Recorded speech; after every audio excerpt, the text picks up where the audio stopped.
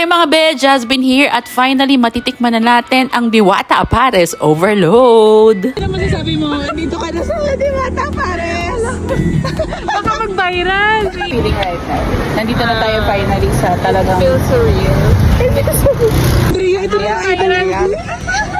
Dahil hindi ako nagpakahirap dito. So ayan na nga, nandito na tayo si Diwata Pares Overload at totoo yung balita na hindi na masyadong maraming pila or yung time lang na to wala masyadong tao. Kaya naman ang dali namin naka-order. So ang una mong gagawin yan, order ka dito kung ano yung bibilin mo, yung chicken ni Diwata o yung kanyang Pares Overload. Ang mura lang, yun nga 100, only rice, only sabaw at may soft drinks pang kasama. Yung chicken nila parang 120 pero be, ang dalawang malaking chicken ang kasama. Ang pares ni Diwata at ang kanyang famous na chicken at ang kanyang fan. So kung i-rate ko yung Diwata Pares Overload, 7 over 10 siya for me. Sakto siya sa presyo niya na 100 pesos. Sulit na siya.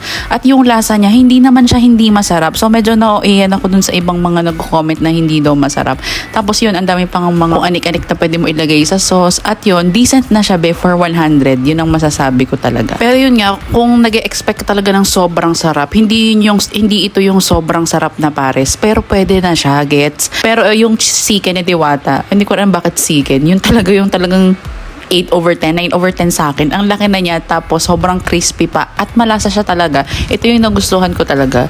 So overall, as a cloud chaser, okay naman ang experience dito mga be. So yeah, that's it. Diwata, be si Diwata. Nandiyan.